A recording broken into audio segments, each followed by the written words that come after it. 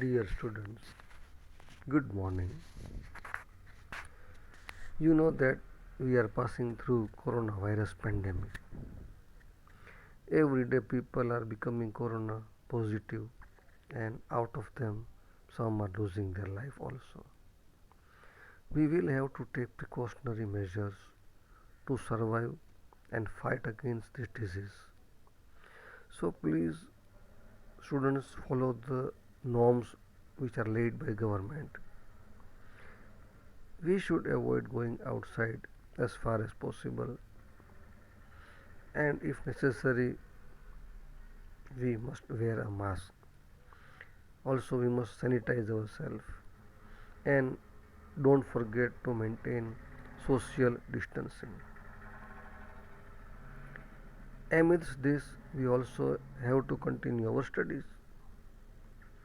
We are not able to meet directly, but by online classes we are trying to teach you. Hope you will cooperate and at the same time study with utmost care and attention.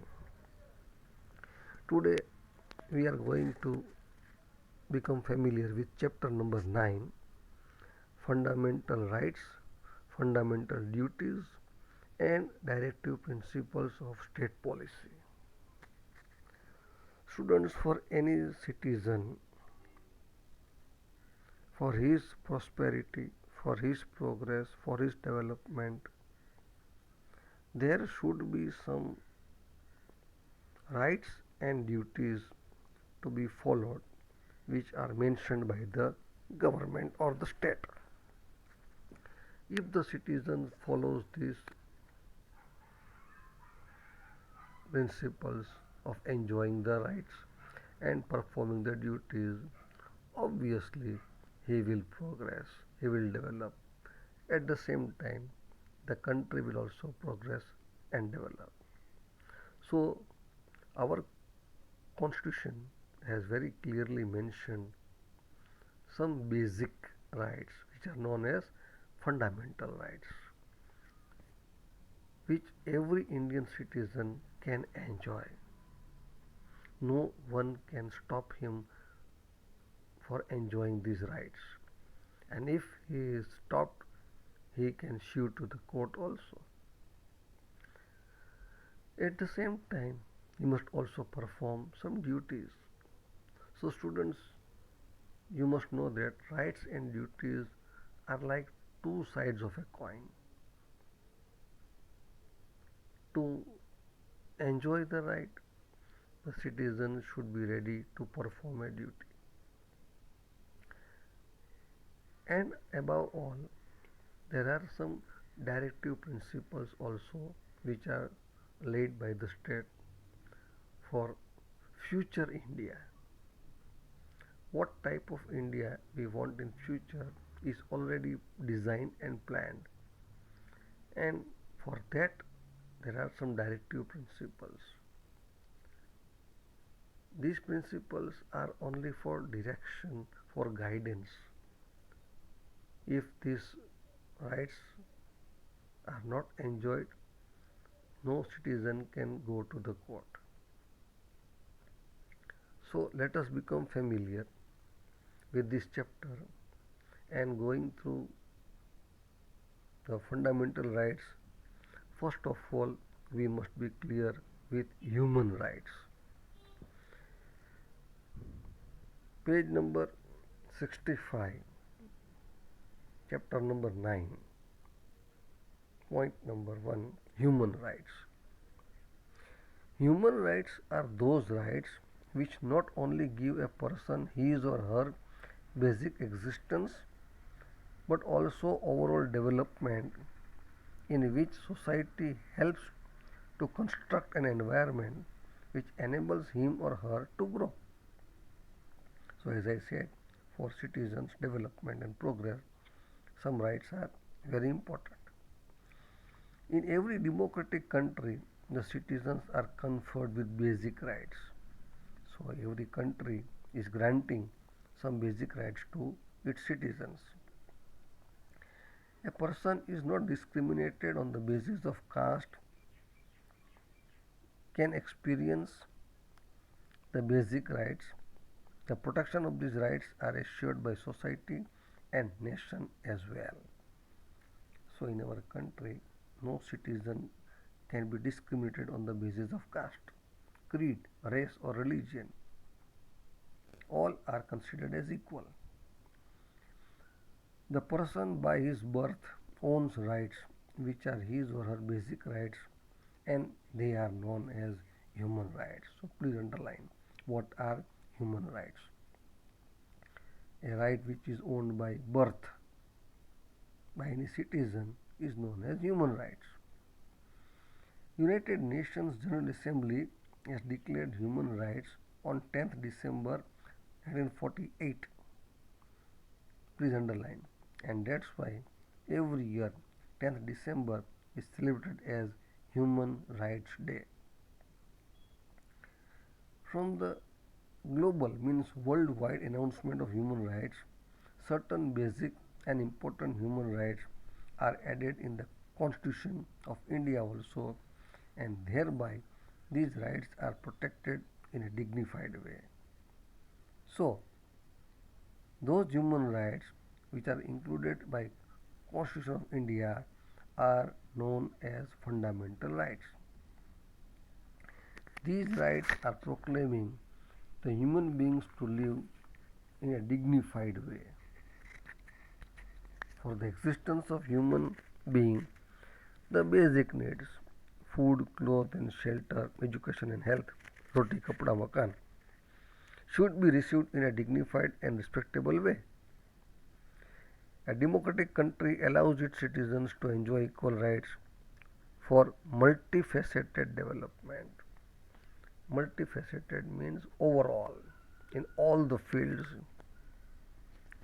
The state guarantees such a conducive environment wherein one has protection of fundamental rights, a true identity of democratic system. So, the government is guaranteeing a friendly environment where fundamental rights are protected, and so any citizen can enjoy these fundamental rights and gets a chance to progress, and ultimately the state also progresses. So let us study the fundamental rights. Please underline. The nation's stability, protection of citizens' freedom and democracy are protected through fundamental rights, and these fundamental rights are six. Number 1, right to equality. Number 2, right to freedom. Number 3, right against exploitation. Number 4, right to freedom of religion. Number 5, cultural and educational rights. Number 6, right to constitutional remedies.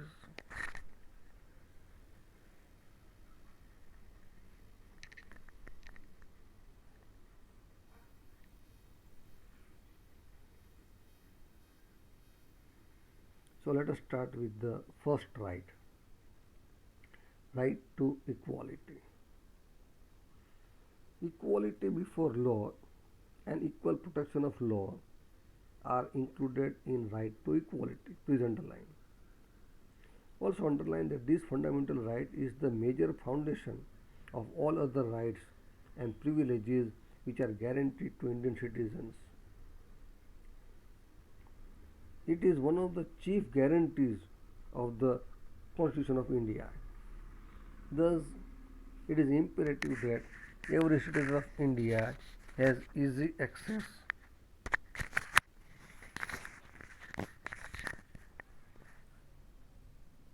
to the courts to exercise his or her right to equality. According to this right, please underline, no person shall be shown favoritism on the basis of color, caste, creed, language, etc. Law is equal to all, that is, from the peon to the prime minister, If they act against law, they are treated equally and are bound to the general court of law. So, any Indian citizen, you can imagine that from the peon to prime minister are enjoying right to equality.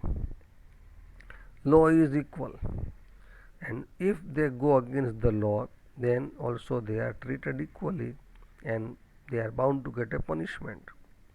However, the President of India and the governors have certain privileges. In each and every circumstance, a law should prevail equally. There should be no discrimination or specific favoritism shown to any particular person or class. Every law should be equally disseminated. Every person shall have equal admittance to public places like shops, restaurants, hotels, public entertainment places, have equal access to roads and lakes and use of public wells and bathing ghats. Students, you must become familiar with this right, specially Manuel, because before independence in our country we were following a system known as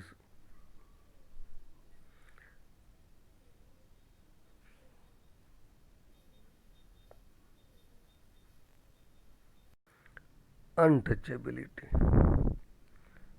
And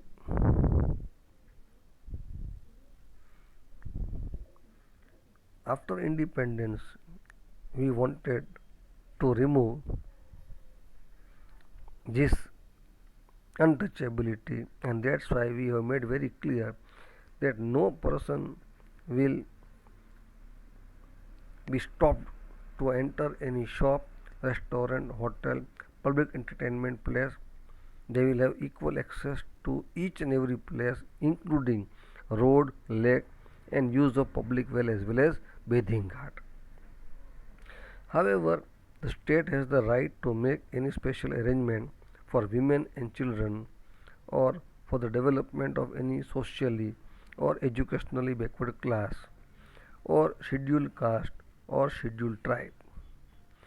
No citizen shall be discriminated on the basis of race, caste, religion, creed, descent, or place of birth in respect of any government services and higher education under the state. In matters of state public services, equal opportunities will be offered to all citizens. However, the state is given permission to make the decision regarding required qualifications for said services. Page number 66. As a guarantee to social justice and personal dignity, untouchability is abolished and its practice in any form is prohibited and it is considered a punishable offence. Titles and epithets which create artificial discriminations in the society have also been removed. The adjectives used before the names like Sir, Divanji, Rai Bahadur are removed.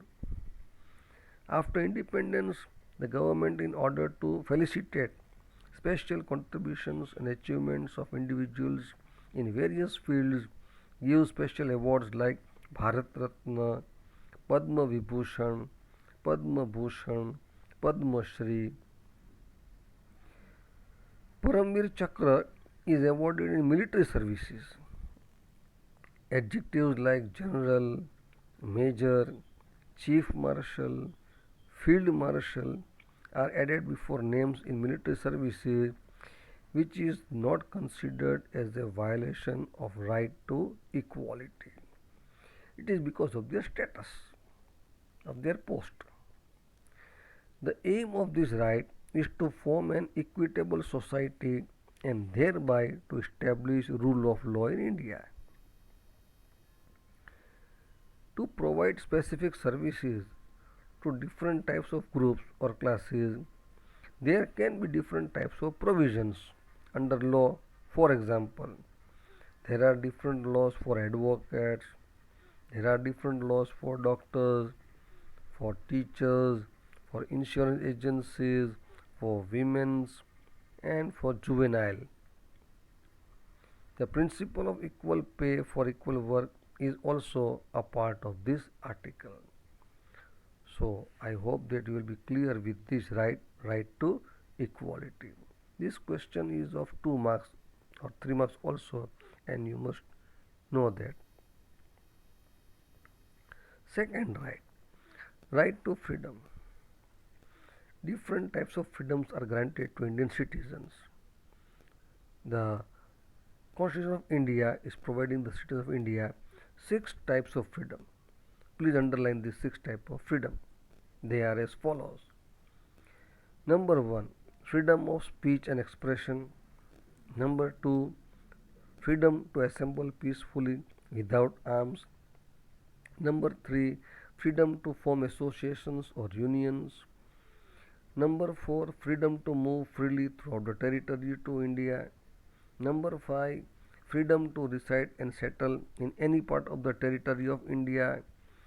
And last but not the least, number 6, freedom to practice any profession or to carry on any occupation, trade or business.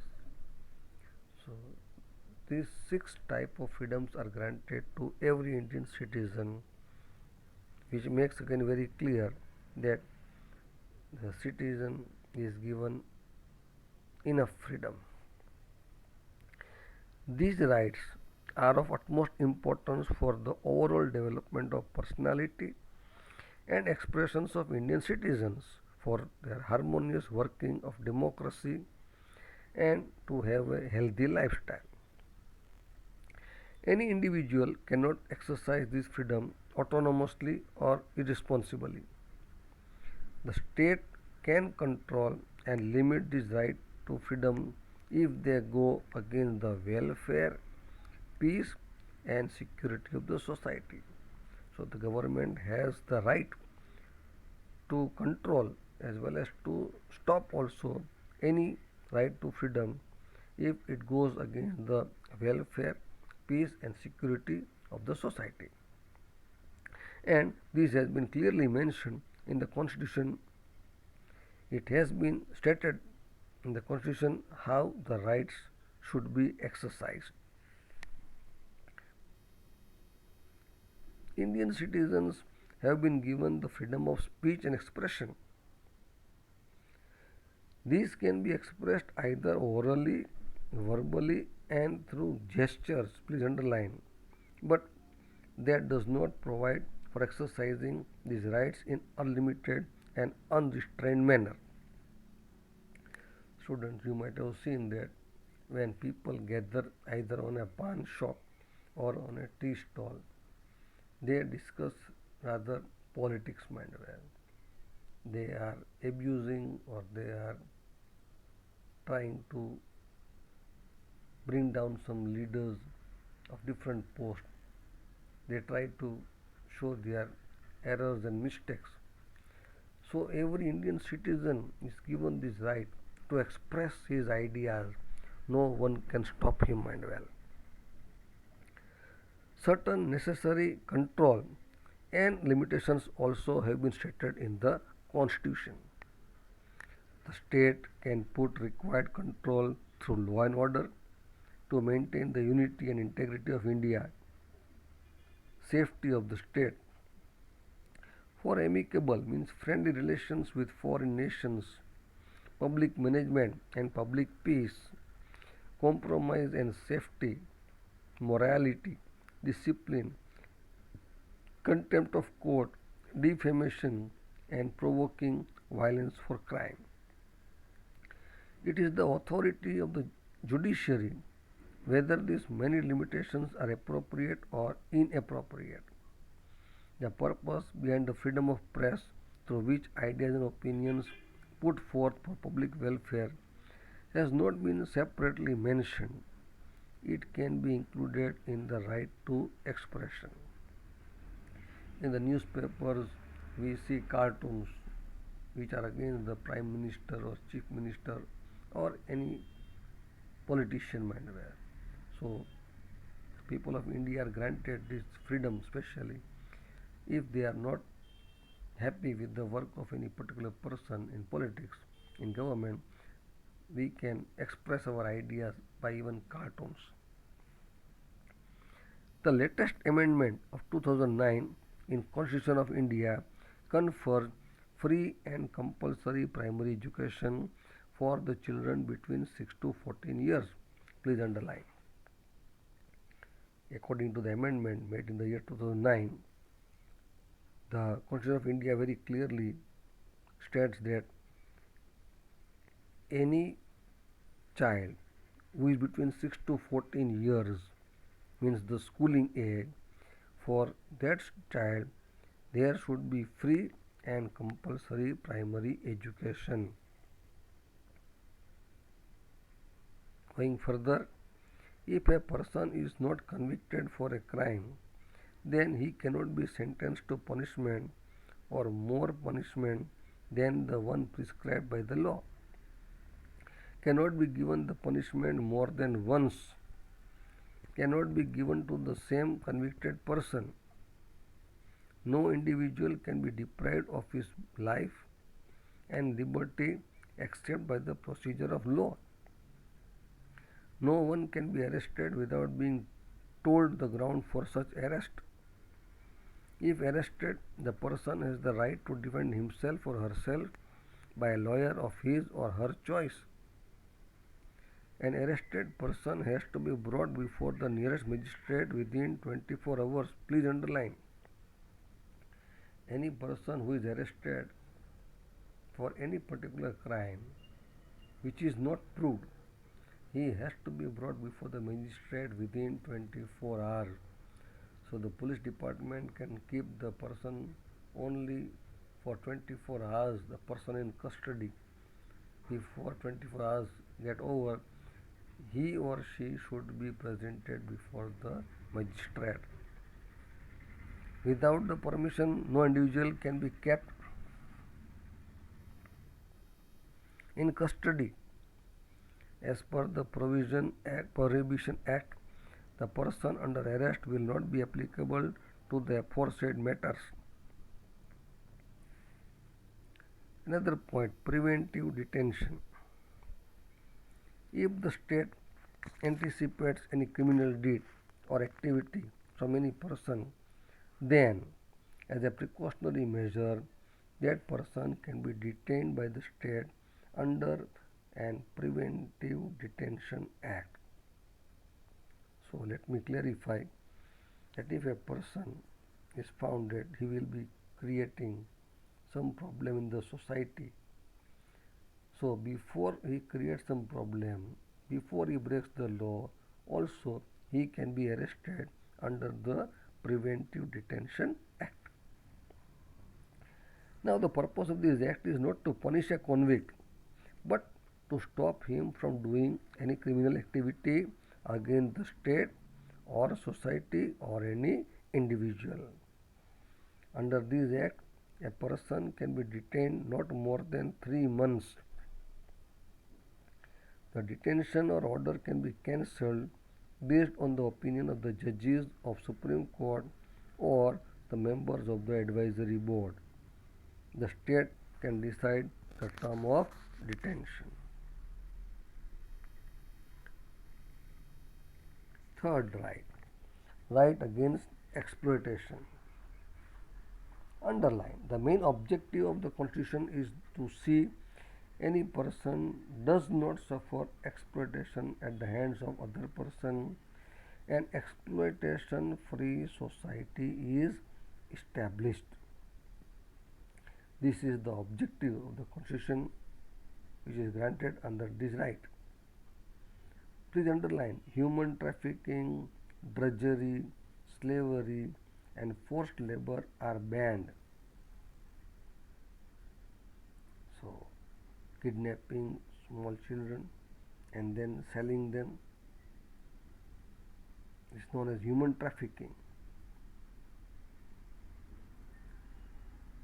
Drudgery and slavery also are same types of crime where a person is taken as a slave and he has to work without any payment, which was done previously when the kings were ruling and when they went to wage a war with the other king and the defeated king, a defeated army, the soldiers were taken and they were treated as slaves. These slaves were not paid any salary, but still they had to work continuously, rather full day, and they were only given some food and no money in return for their workmanship. These include drudgery also and slavery also, and also forced labor. These all are banned. The violation of this right is a punishable offense. Any person indulged in these activities is punishable under this freedom. Underline: illegal trade of children and women, forced labor or imposed slavery, work without pay, and the old drudgery system has to be ended through this right. So earlier, feudal lords were keeping the people as slaves. They were not paid anything, but still they had to work for the feudal lord Mandewell in the fields. Only they were given a small room where they are resting and simple type of food, but not paid anything. This has come to an end completely. You might have seen in the program of Crime Patrol and all how the illegal trade of children and women takes place. Also, there is forced labor also. This has to come to an end. If we find this type of activity being carried out, we can sue to the court. To take work from any person without paying them or paying them less than the minimum wages, forced or imposed labor is also a punishable act. Still going further, please underline: any child under the age of 14 cannot be made to work in a factory, mine, or any dangerous profession, garage, hotel, or even cannot be employed as a household servant. Under the Prohibition of Child Labour Act, all these are punishable offences. So it is the age of a child to go to school and to play, and so he should not be sent for any work. Mandatory services can be sought from any person for the purpose of public welfare and the state military services in any fields of irrespective of religion, gender, caste or class, with or without remuneration. Mandatory means compulsory. In time of any calamity or war, the citizens have to forget and work together, and they will not be even paid for that. The fourth right, right to freedom of religion. Any citizen of India can follow any religion of his choice, can promote and propagate the same is mentioned in the provision of the Constitution of India. So, the citizen of India is given a freedom to follow the religion of his choice. He can promote that religion and he can also propagate, means try to spread this religion, and no one can stop him. But at the same time, this right is to be enjoyed within permissible limits so that it does not affect the freedom of public administration, morality, and health of the society. Please underline: the religious gatherings, offerings, or prayers are not included in this. The state of India does not have any religion of its own. Please underline. Or the Indian state is not run as per the principles of any religion or sect like other countries. If you go to America or England, European countries, you know that Christianity is the main religion. If you go to Arabian countries, Islamic religion is so. On in these countries, the holidays are only during the religious festivals of that particular religion. But in our country, India, you might have seen that we have so many public holidays, irrespective of any religion. All the religious festivals are declared as national festival meanwhile, and there is a public holiday.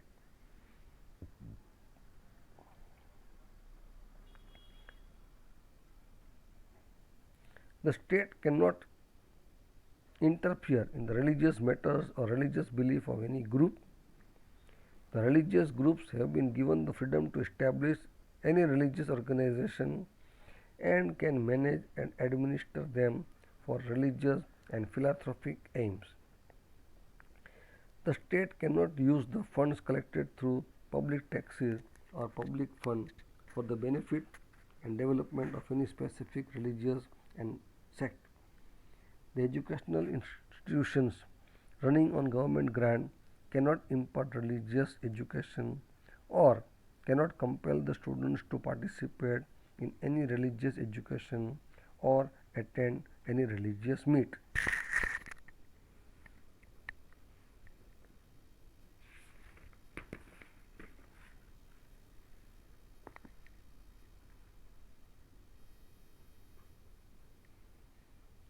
Cultural and educational rights.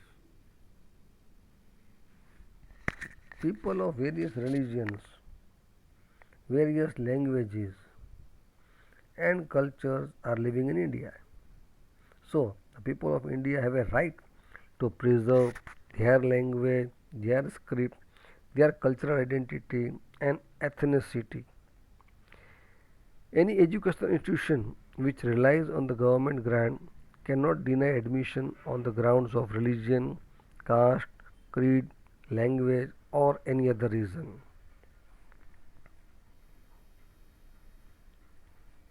If any individual appeals to vote on the grounds of religion, caste, or language, then it is considered as a malpractice as per the Act 123, Section 3. Any of the state can frame a law and provide the right to its citizens to form and manage any of the education institution which is based on cultural or linguistic minority. The state shall not discriminate in giving educational grants or educational scholarship from the state fund to any of the linguistic or religious minority institutions.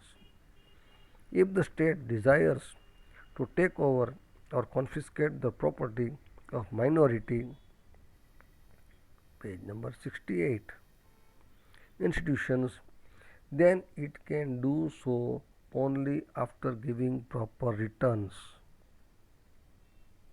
In this way, important provisions in context of education institution have been made in the Constitution.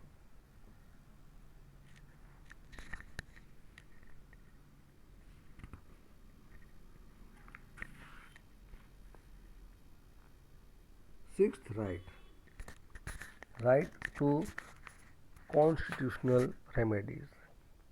Very important right.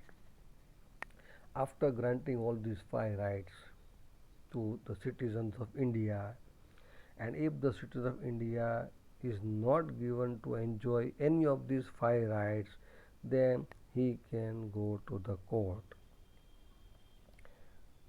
No matter how many laws are framed or how many provisions are made for the fundamental rights, if these are not implemented well, then there remains no meaning of such freedom or right. Therefore, please underline, a provision has been made in the Constitution of India for the implementation of these rights, and under it, a writ in the Supreme Court can be made for the violation of the fundamental right. Writ means a written application.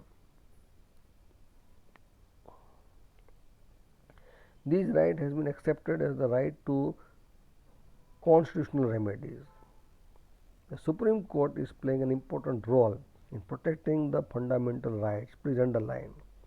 And for this, if the court finds it necessary, then it can give orders, instructions, or even decree. The apex court, the Supreme Court, is vested with the power given by the Constitution.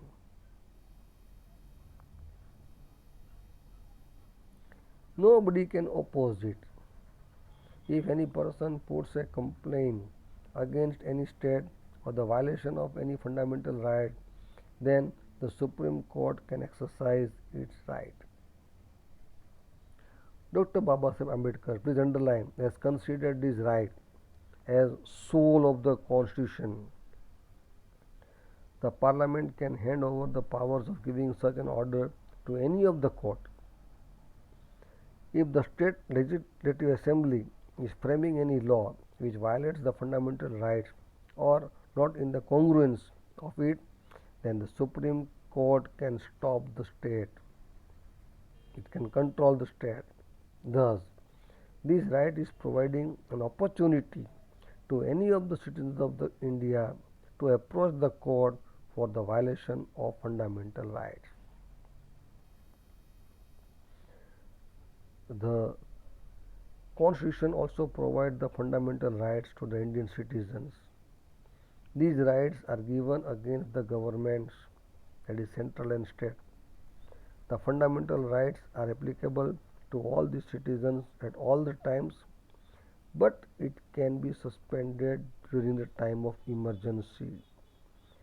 Any state cannot form any laws which take away the fundamental rights of these citizens. So every citizen should be given to enjoy the fundamental rights. Now, if we are given some rights, we should be ready to also perform our duties.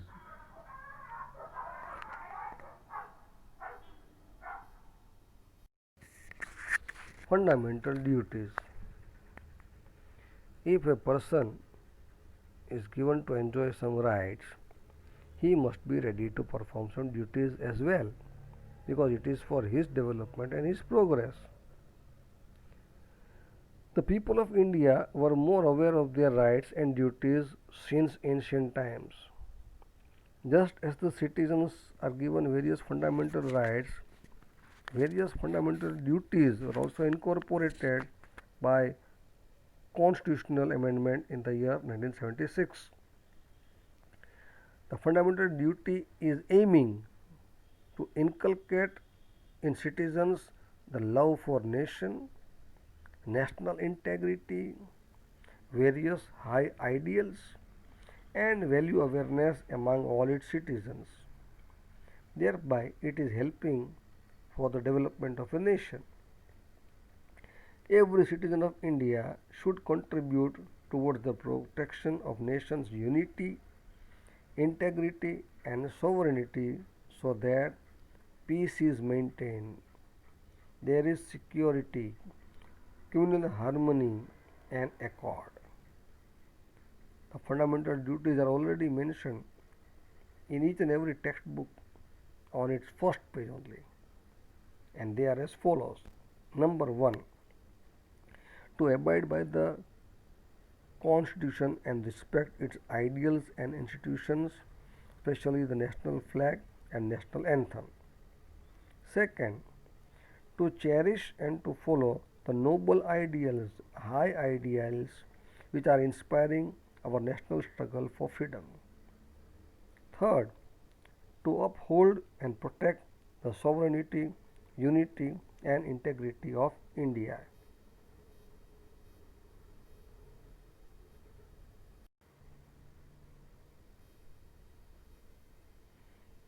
Number 4, to defend the country and render national service when called upon to do so.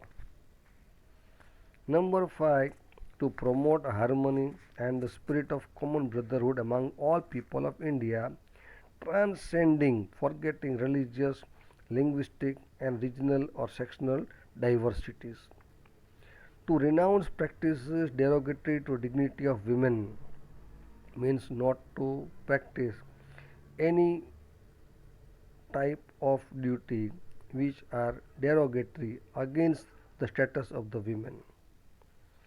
Number 6, to value and to preserve the rich heritage of our composite culture. Number 7, to protect and improve the natural environment which includes forests, lakes, rivers and wildlife, and to have compassion for living creatures. Page number 69. Eighth duty, to develop scientific temper, humanism, and spirit of inquiry and reform. Number 9, to safeguard public property and to abjure violence. Number 10, to strive towards excellence in all the spheres of individual and collective activity so that the nation constantly rises to higher levels of endeavor and achievement. Number 11, who is a parent or guardian to provide opportunities for education to his child, or as the case may be, the ward between the age of 6 and 14 years. Please underline, students, 6th January is celebrated as Fundamental Duties Day in India. Of all these duties, some duties are backed also by the law. Any person who violates it can be sentenced, can be given punishment. So, a teacher should make efforts so that the students follow the duties and they become aware also and conscious also of their rights and duties.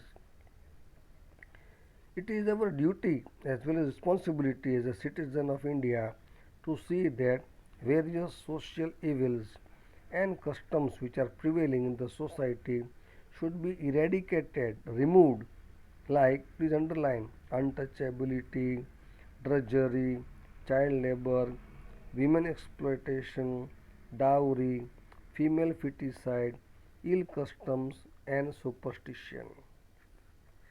Well, students, pay attention. I have already explained to you drudgery. Now we come to dowry. In a country like India, we have a custom in many religions that when marriage of a boy and a girl takes place, the parents demand, especially the boy parents are demanding some things from the girl parents, that is either cash or some different things like electronic gadgets or a car. Asking for money in marriage is known as dowry. So this should be stopped. Female feticide.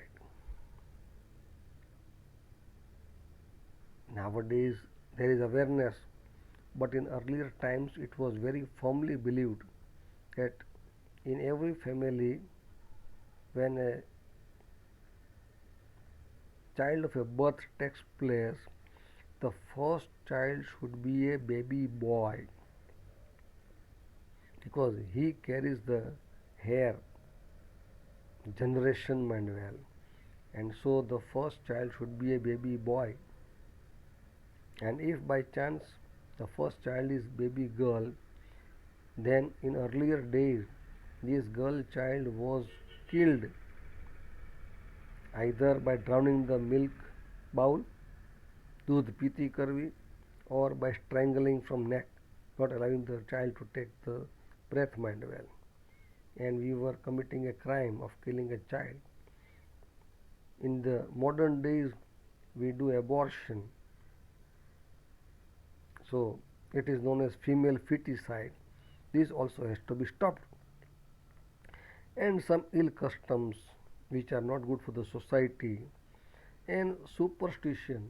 Well, today also in our country There are people who are believing in superstition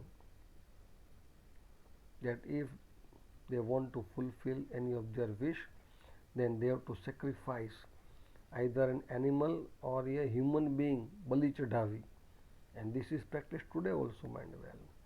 So these are superstition, these should be stopped as far as possible. These duties are directive in conveying us that what as a sensible and aware citizen we must do. If citizen propagates the importance and utilization of fundamental duties, then the future citizens develop the feeling of national responsibility, international brotherhood, just an exploitation free society. So the duties should be understood by every citizen and also must be practiced. We must perform our duties so that we develop, we progress, at the same time the country progresses, the nation progresses, and the world also progresses. Directive principles of the state policy.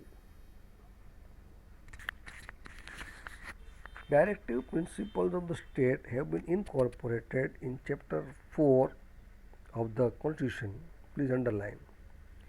The objective, the idea of the directive principle of state policy is to guide the present and future. What type of developed nation we want in future has to be implemented at present. So these directive principles are guiding for our better future. Center and state government in the policy related field. These principles, that's why only are directives. Please underline, the state is not bound to fulfill them. So they are only a guideline. No one can go in the court for a violation of these principles, mind well.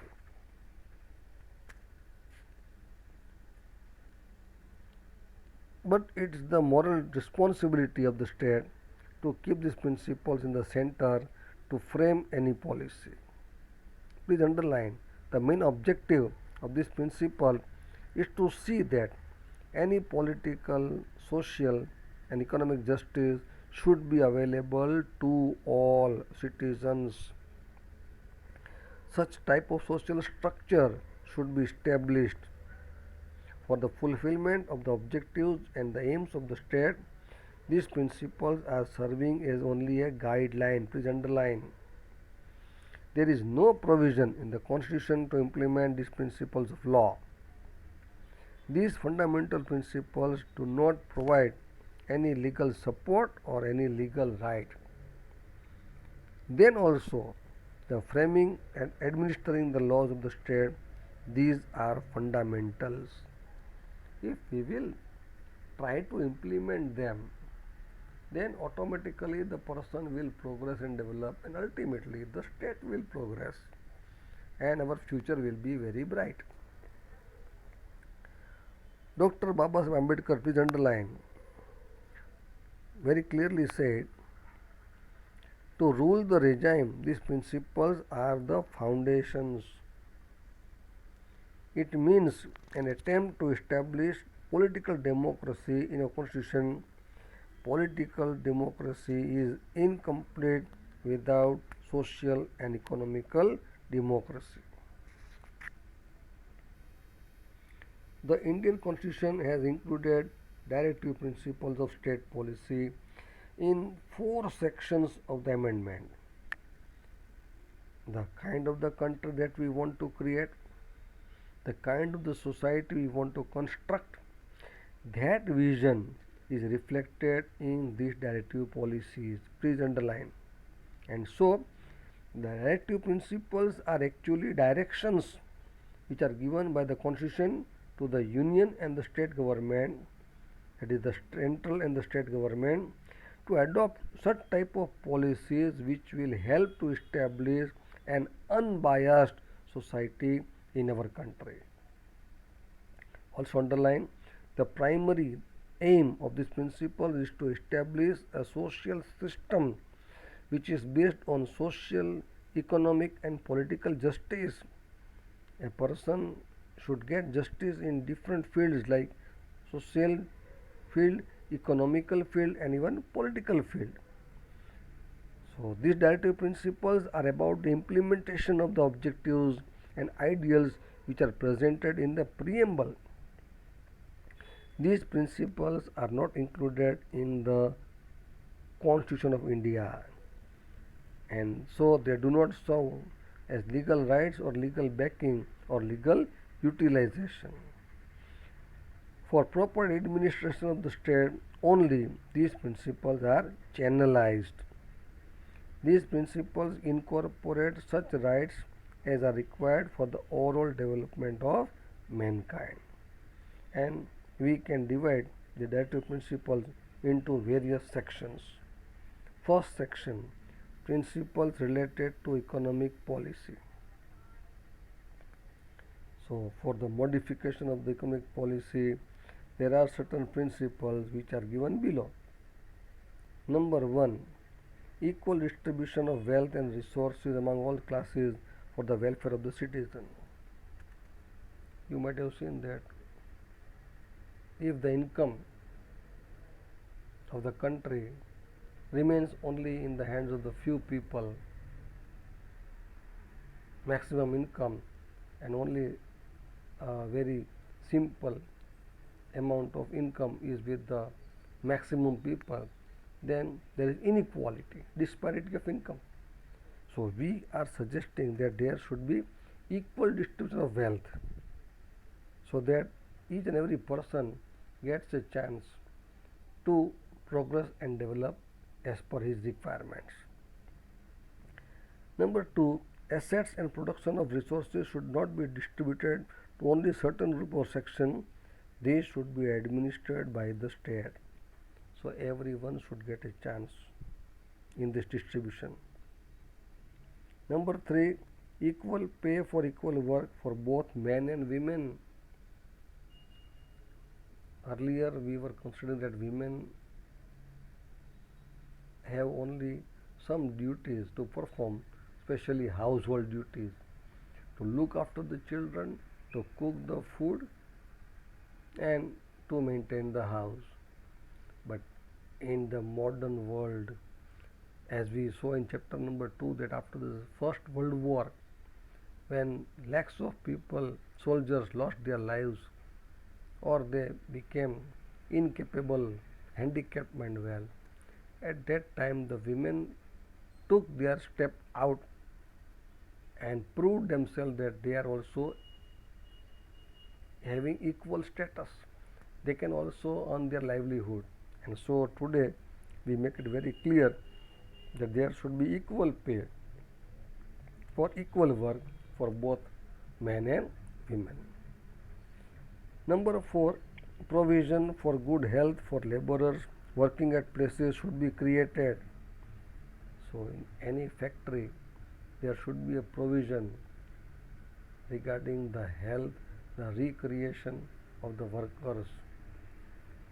There should be a canteen, there should be a sports club, there should be a library, so that when the laborer or the worker is in free time, he can make use of that and can entertain himself. Because of the financial constraints, the men, women, and the young children working at unhygienic places or where health matters are retorted should not be allowed to happen. Number 5, state should promote cooperation in administration of industrial units by laborers. Number 6, protection of children, youth against exploitation and against moral and material abandonment, and to live in a healthy and dignified environment. These principles should be developed by state. So the children are protected, the youths are not exploited, and every person is given a chance to live in a healthy atmosphere for his physical as well as mental progress. This principle should be developed by the state. Number 7. Relief and leave at the time of delivery should be provided to women. So, if a woman is pregnant, then she should get maternity leave, because when the child takes birth, the child needs the mother maximum time. So, some period should be given for the women so that she can look after the child continuously. That is maternity leave. Workers' insurance, bonus, maternity leave, gratuity, and other legal rights should be included in the policy. Number 8. To organize agricultural and animal husbandry on modern and scientific lines, and to prohibit the slaughter of cows and other useful milk producing cattle. A draft should be drawn for the livestock breed like donkeys, bullocks, cows for halting the slaughter. So, animals which are used in the agriculture sector and especially to obtain milk should not be slaughtered, means killed, only for the sake of meat, mind well. Number 9. Equal legal rights should be granted to all the citizens. The duty of the state to organize free legal services to the desired citizens who are financially feeble, weak, as well as incapable in getting so. Second division, principles related to social policy. Weaker sections of the society, that is the scheduled class, scheduled tribe, and backward class, educational and economic rights to be conferred, which should be taken in concern by the state. They should be protected against social exploitation and injustice. Now, students, who are these scheduled class, scheduled tribe, and backward class people? Before independence, there were groups of people who were either living on the outskirts of a city, who were called as untouchables, Shudras. Some people were living in the forest and some on the mountainous regions. Now they were very backward. There was no progress and development in them. So after independence we made very clear that even they will be included as citizens of India, and they will also get a right for their development and progress. Now because they were not equal to the people who were living in the cities, they were deprived of their rights, and that's why we have made a provision to see that they are given special rights, mind well, for their progress and development, especially in the educational and economic fields. So, uniform civil code should be the concern of all the citizens of the country, thereby dispersing and administering justice to all, which should be taken in concern by the state. Steps should be taken for social justice in matters of marriage, divorce, adoptions, juvenile, assets, and properties by the state. Juvenile means the children who are below 14 or 16 years, who are not having that much capacity to think of their own. The state should make provisions for the support and education in matters, that is right to employment, old age, illness or inauspicious situations, poverty, etc.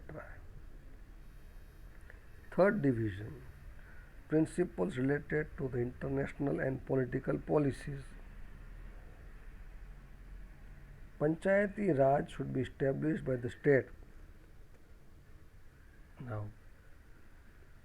let us become familiar with Panchayati Raj.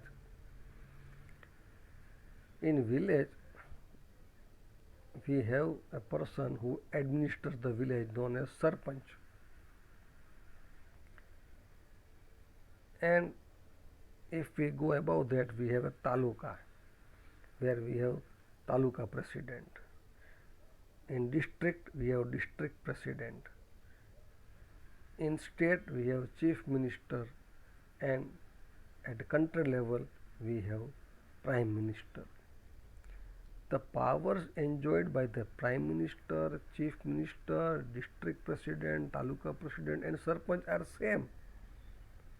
So you must become familiar that a person who can become a sarpanch is also capable to become either a chief minister or even a prime minister, because his functions are same, the powers are same. So this is where we are given the primary education in politics is known as Panchayati Raj, for which proper leadership, officers and financial aid should be provided to conduct the work in free way. Number 2, the state should separate its services from the corporate mindedness, and it should be in liberty so that the judges can be impartial, fearless and courageous in rendering judgments. The judiciary department should not be under control, it should be independent so that the judges are able to give justice without any partiality, without any fear. Number 3, the state should make attempts to maintain international peace, security, to establish fair relations between nations, and to increase respect of international law. Fourth division, principles related to education and cultural policies. Free and compulsory education for the children belonging to the age group between 6 to 14 years of age is mentioned in the Constitution, and it was the fundamental right to education. Please underline. To preserve and protect the state heritage, artifacts, monuments, cultural places, art and buildings. The state should protect these cultural heritage places from distortion. No one destroys it, does any harm to it, robbery, transitioning, disposal and deterioration. The state should have the aim of preserving the cultural and historical legacies. Number 5, fifth division, principles related to health policies. Public wellness and hygiene should be provided along with provision for better nutrition and health amenities for the people by the state. If the people will be healthy, then the country can become healthy. Otherwise, it is impossible. So, proper health facilities should be provided to the citizens.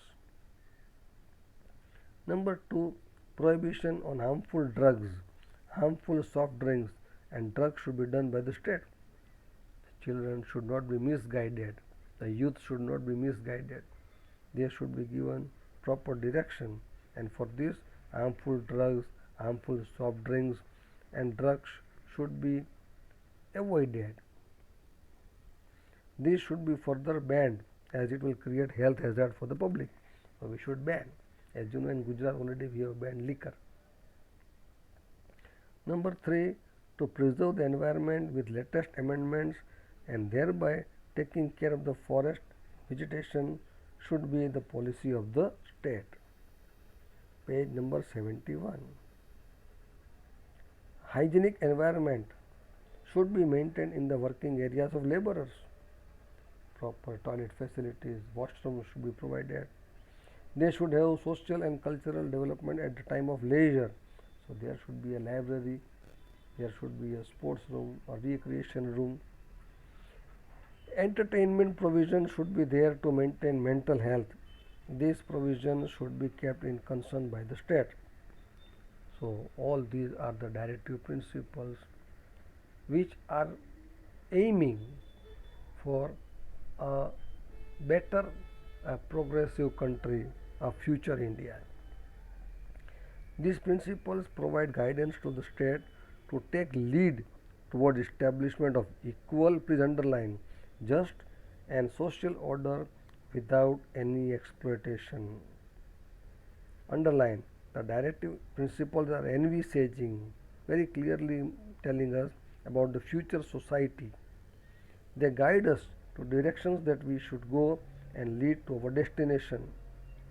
The upliftment of society and protection of society will be taken care by the state. Fundamental rights limit the state leadership while directive principles extend state leadership.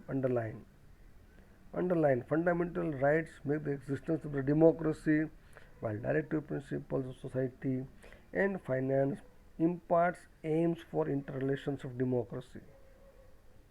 There is no opposition between them. Both of them complete each other. They are like two sides of a coin. If we are given a right to enjoy, we must be ready to perform a duty. And if we are given basic rights, then and directive principles, they should be also seen by the people that followed very in a proper manner. So we end this chapter here. Fundamental duties. If a person is given to enjoy some rights, he must be ready to perform some duties as well, because it is for his development and his progress. The people of India were more aware of their rights and duties since ancient times. Just as the citizens are given various fundamental rights, various fundamental duties were also incorporated by constitutional amendment in the year 1976. The fundamental duty is aiming to inculcate in citizens the love for nation, national integrity, various high ideals, and value awareness among all its citizens. Thereby, it is helping for the development of a nation. Every citizen of India should contribute towards the protection of nation's unity, integrity, and sovereignty so that peace is maintained, there is security, communal harmony, and accord. The fundamental duties are already mentioned in each and every textbook on its first page only, and they are as follows. Number 1, to abide by the Constitution and respect its ideals and institutions, especially the national flag and national anthem. Second, to cherish and to follow the noble ideals, high ideals which are inspiring our national struggle for freedom. Third, to uphold and protect the sovereignty, unity, and integrity of India.